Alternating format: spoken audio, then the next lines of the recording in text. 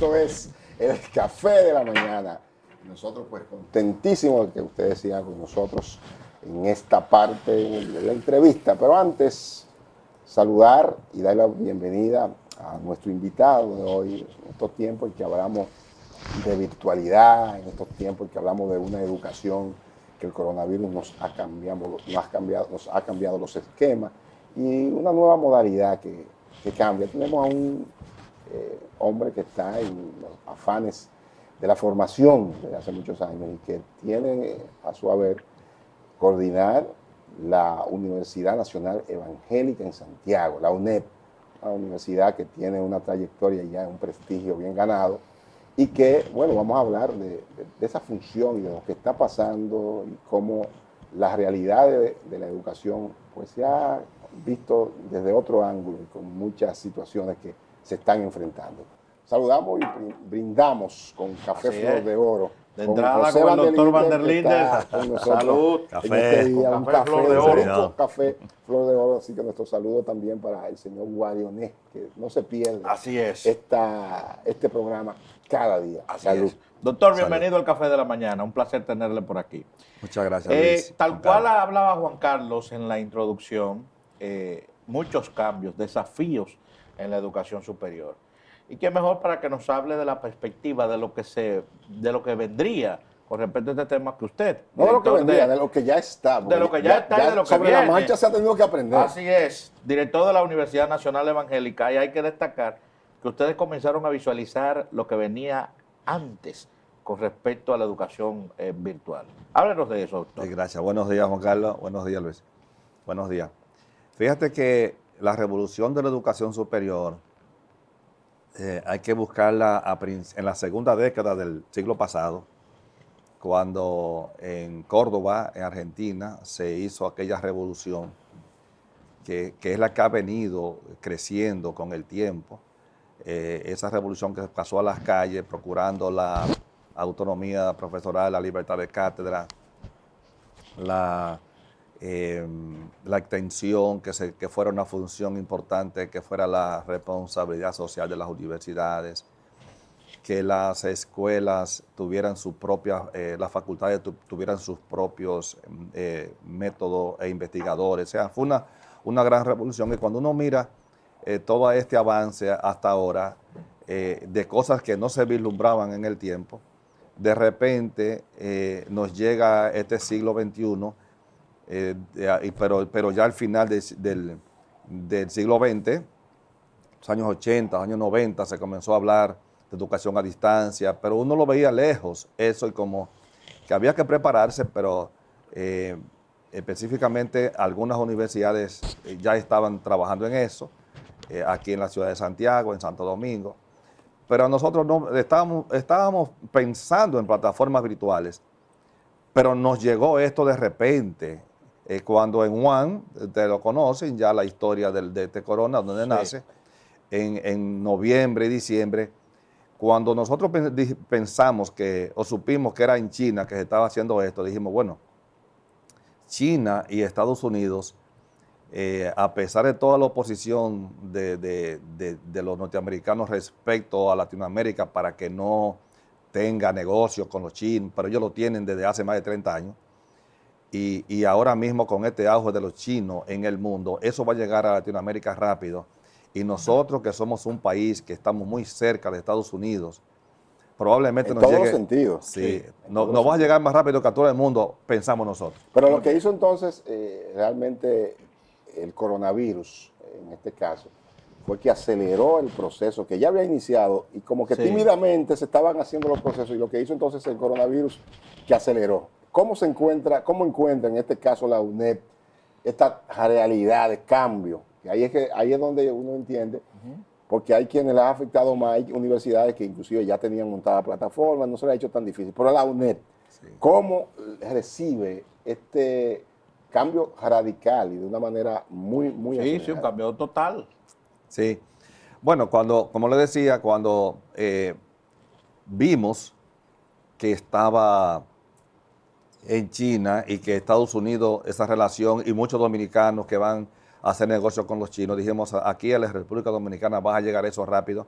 Y ya desde enero, fíjate que eso es en diciembre que se explota eso, desde enero nosotros empezamos a pensar en la plataforma de la universidad, cuando todavía en las universidades no se estaba hablando de plataforma, ni que esta pandemia iba a afectar de tal manera que hubiese que tener toda la clase virtualizada.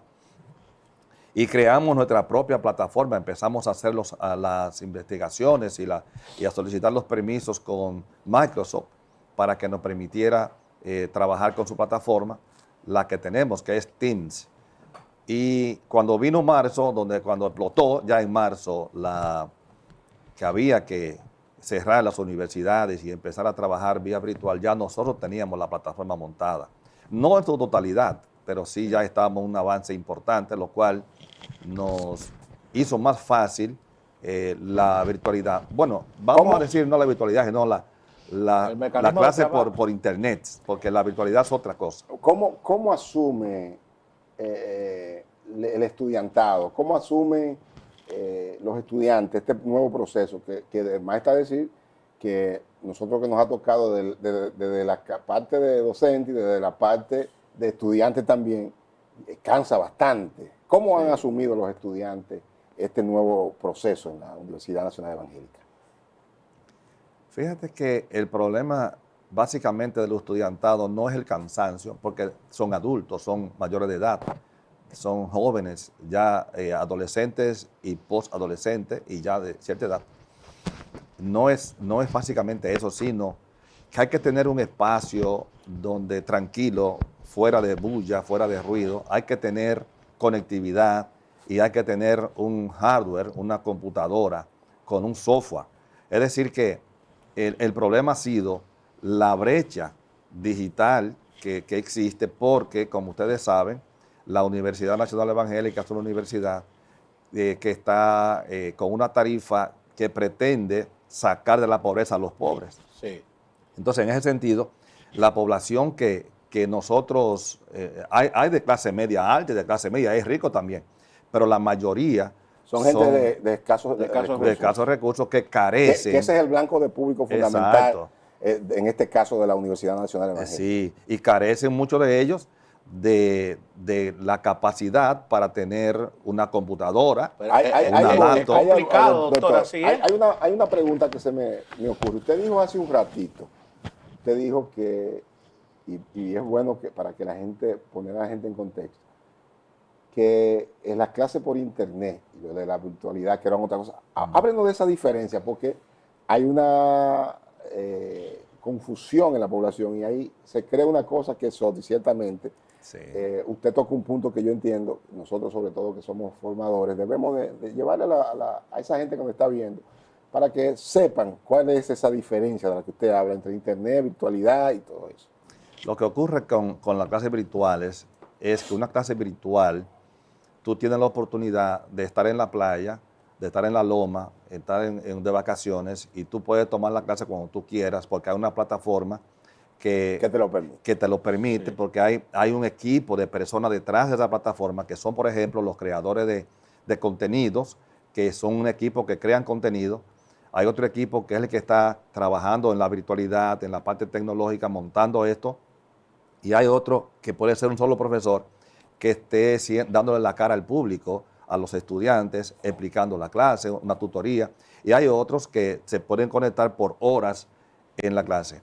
Pero en lo que nos ha tocado la República Dominicana en este momento es lo mismo que se hacía en las aulas de manera presencial, hacerlo ahora de manera por internet. ¿Por qué? Porque el estudiante tiene que estar en el momento en que el profesor está. Si es de 8 a 9, él tiene que estar de 8 a 9 mediante una vía de internet, llámese cualquiera de las apps que están a disposición de la docencia. No es lo mismo cuando tú tienes, por ejemplo, una plataforma que tiene todo el contenido ahí dentro de la plataforma, esa es la virtualidad, tú tienes todo el contenido ahí, tú tienes las bibliotecas a tu disposición a través de un link que están ahí también, sí. Tú tienes la manera de cómo tú estudiar todo esto y luego cómo poder cargar las solicitudes que te hacen, como son las asignaciones, las tareas, tú las puedes cargar sin ningún problema. Y te puedes conectar en la madrugada o a medianoche o en la tarde o en la mañana y puedes trabajar sin que esté el profesor ahí. Y es posible que una vez a la semana el profesor y tú se vean o tengan una sesión de media hora, de una hora. Tiene un chat que puede interactuar con tus compañeros y con otros estudiantes de otras universidades, etcétera, etcétera. Esa es la diferencia entre la virtualidad y la clase por internet, que es la que estamos haciendo aquí ahora y la que está haciendo el ministerio a través de la televisión. Tiene que estar el estudiante ahí para poder... Ese es un punto que preocupa mucho y sobre todo a los que tenemos una visión y una conciencia distinta de una gran parte de la población, que creemos que hay que vencer muchos escollos. Y esa es una de las preocupaciones particulares. Usted tocaba hace un rato la brecha, esa brecha digital, esa gente que tiene dificultades, que inclusive veían días pasados unos reportes de gente que hasta para el tema radio tiene problemas y televisión. Entonces, hay un gran proceso que debe de hacer el que está desde su casa. En el caso, por ejemplo, de la educación superior, como usted decía, son allá personas que se le ingenian más porque son adultos, son adolescentes, pero en el tema, y es bueno tocarlo, de la educación básica, secundaria, básica, limitantes. Por ejemplo, sabemos, hay que tener un escenario creado. A veces usted está en un lugar donde las condiciones no están dadas para usted estar conectado. No solo, quizá usted tenga el internet, pero no tiene un ambiente adecuado, hay ruido, nadie respeta que usted está en ese momento estudiando. Todo ese tipo de cosas.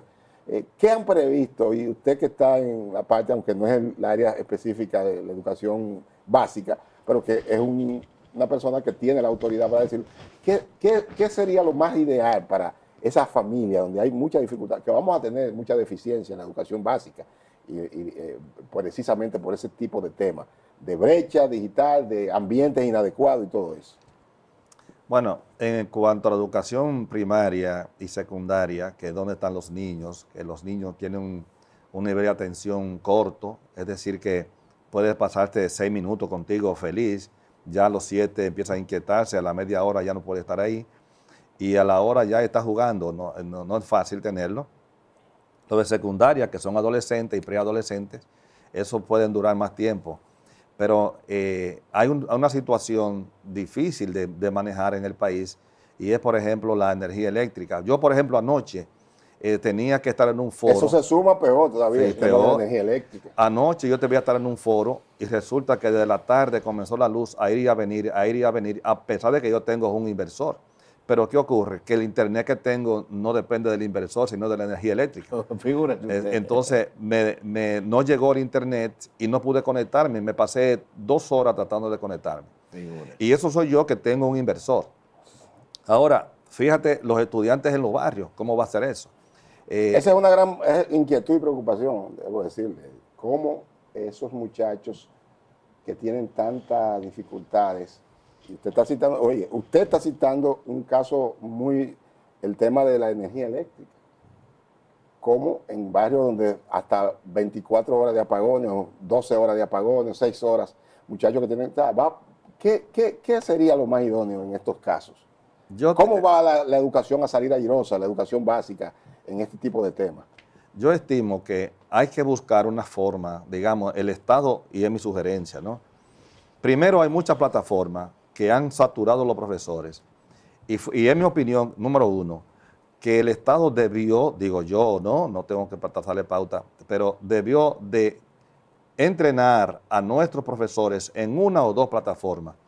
Y si quería entrenarlo en más de 1 o en más de 2, debía tomarse el año entero entrenarlo bien en 2 plataformas o en 1, y luego ir despacio cada un mes entrenándolo en otra, hasta llegar a 5 o 6, como ellos pretenden, que lo han estado saturando con todo esto. Cosa que no van a aprender ni una ni la otra. Y en segundo lugar, ese mismo estrés que tienen los profesores se lo van a transmitir a los estudiantes. Y los estudiantes se van a encontrar con esto porque los profesores están estresados. Entonces, los estudiantes, pienso que el Estado debería buscar un espacio, varios espacios, en donde los estudiantes pudiesen ir de 10 en 10, en horas distintas, o de 15 en 15, o de 50 en 50, en horas distintas, que le garantice energía eléctrica en ese lugar, que le garantice la conectividad en ese lugar y que le garantice el ambiente adecuado en ese lugar para que el estudiante pueda conectarse, pueda tomar su docencia y pueda hacer sus estudios. Así como está diciendo que ahora que un estudiante de primaria va a durar hora y media, bueno, pues esa hora y media bien la pudo haber durado en una escuela, en un lugar adecuado, y en hora y media más va otro grupo, y en otra hora y media más va otro grupo, y los estudiantes de secundaria de la misma manera, para aquellos que no tienen un lugar adecuado donde recibir la docencia. Yo supongo que esto irá sobre la marcha, doctor. Sigue todo normal, de una forma u otra. La Universidad Nacional Evangélica tiene nuevas ofertas académicas. Hay un tema Sí. ahí, Luis, reforzando eso también, que para cuando le responda lo de Luis, el tema del reingreso de estudiantes. Hemos Sí. escuchado que hay muchos estudiantes que La han decidido, matriculación. ¿no? La matriculación. ¿Cómo está en la Universidad Nacional Evangélica? Y lo de Luis. Bueno, en primer lugar, debo decirle que antes de marzo en las universidades habían unos 600,000 estudiantes activos y que en las universidades privadas habían unos 325,000 estudiantes, lo cual hubo una deserción de 125,000 estudiantes, lo que implica que mínimamente se fue un 33% de los estudiantes, producto de lo que acabamos de decir, conectividad, falta de recursos y energía eléctrica. En la Universidad Evangélica teníamos cerca de 4,000 estudiantes, muy próximos a 4,000 estudiantes activos antes de marzo, y ya cuando terminó marzo, para el segundo cuatrimestre, que fue mayo-agosto, teníamos menos de 2,000 estudiantes, lo que implica Caramba, que nos una quedamos baja por un considerable. 49% de los estudiantes. Ninguna empresa prácticamente puede subsistir con con una cantidad así. ¿A qué Claro que no. atribuyen ustedes eso? ¿Al tema de la pandemia, al tema económico, al tema del cambio a la virtualidad o a lo de Internet? ¿A qué ustedes atribuyen? Sí, precisamente porque ellos estaban, no es económico en el sentido per se, porque los estudiantes estaban en la universidad. El problema es la conectividad, el problema es porque es que para estudiar por internet hay que hacer una inversión. Crear el aula Mientras en ellos casa. estaban en la universidad, no tenían que pensar en una computadora, la tenían en la universidad. No tenían que pensar en conectividad, lo tenían en la universidad. No tenían que pensar en un ambiente saludable, lo Eso tenían es allá. cierto. Pero una vez que llega esta situación, ellos tienen que hacer una inversión fija mensual y pagar la universidad. Ya comprarse una inversión en una computadora, una inversión en internet, y también tendrían que adecuar una pequeña habitación para que el Sobre ruido todo, no lo dañe. internet, sobre todo. Sí, Las entonces nuevas ofertas. es un problema doctor. de ambientación y económico. Las nuevas ofertas, doctor. Las ofertas, la universidad ha ido creciendo de manera sostenida con el tiempo. Actualmente estamos trabajando un doctorado en agroecología, que sería el primero en la República ¿En Dominicana. qué consiste agroecología? La agroecología es una ciencia que pretende trabajar con todo lo que significa el medio ambiente, sobre todo los acuíferos, de tal manera que... Importante con el tema del medio ambiente y todo Sí. este desorden que hay. Sobre Sí. todo a nivel de doctorado. A Y nivel de a nivel de doctorado. doctorado, realmente ¿Qué sería más un gran tenemos, aporte. doctor, a nivel de grado y posgrado? Tenemos también la carrera de Derecho que se abrió, que estaba prohibida hasta hace poco, para nosotros no la permitieron por los valores que se imprimen en la universidad. Tenemos también la carrera de informática o ciencias informática, también una carrera interesantísima.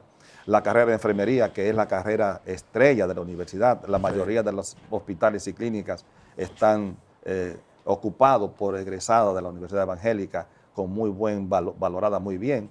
Entre otras muchas universidades. Tenemos entendido que viene la carrera de comunicación social Comunicación está en la también. agenda. Comunicación social, que ya la tenemos también para el próximo enero, así que vamos a tener con una visión y una formación diferente. Ya ustedes lo verán porque van a oír hablar de qué hablan y cómo son nuestros egresados. Mire, ya el tiempo se nos termina, el señor director nos hace señas. Sin embargo, hay algo de lo que nos gustaría.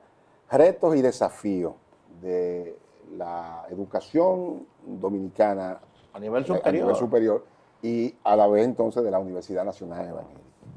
Bueno, los retos básicamente tienen que ver con la virtualización en este momento y la calidad de la educación. La razón es que los profesores dominicanos no estaban preparados para la virtualidad. Entonces, la formación docente en las áreas tecnológicas es un reto de la actualidad, que las universidades tienen que hacer un gran esfuerzo para que sus docentes se preparen en la tecnología. Porque cuando un profesor domina la tecnología, la didáctica, la parte pedagógica se hace simple, en razón de que puede ser creativo, puede ser innovador, puede ser un profesor que con facilidad cree cosas nuevas que le permitan al estudiante desaprender, reaprender, aprender y insertarse con calidad en el mercado de producción. Otro de los retos que necesita la universidad es el emprendurismo, que los estudiantes no salgan, no egresen de las facultades a buscar trabajo, sino a ser emprendedores. Y nosotros tenemos una propuesta que la sacamos de Manizales, de Colombia, y la cual estamos inmersos ya, y es que en cada universidad haya por lo menos 1 o 2 asignaturas que tengan que ver con emprendimiento y que haya un acuerdo entre universidades, de tal manera que un estudiante de nuestra universidad pueda ir a otra universidad y a varias y tomar las asignaturas que son de emprendimiento y entonces que sean reconocidas por el Ministerio de Educación Superior. Y cuando ese estudiante salga, además de tener el background de su conocimiento como licenciado o lo que sea, ingeniero, etcétera, tenga también el expertise del emprendimiento para cuando salga de ahí, vaya a emprender. ¿Qué va a pasar con eso? Vamos a tener nuevos profesionales que van a traer fuentes de trabajo, porque por cada pequeña empresa podrían haber 3 empleos. ¿Y por cuántos egresados salen de las universidades cada año? Son muchos miles, multiplíquelo por 3. Sí. Y vamos a tener solo de las universidades, en base a una formación de emprendedores, varios miles de empleos anuales, de lo cual el gobierno tiene que preocuparse. Bueno, gracias al doctor Van der Linde. Interesante, sobre todo este planteamiento de emprendurismo, algo que es parte también de la realidad. Sí, no, y que es parte de todo lo que tiene que ver con el modernismo actual, sí, de la producción. Se va a escuchar mucho. Terminamos, gracias por acompañarnos.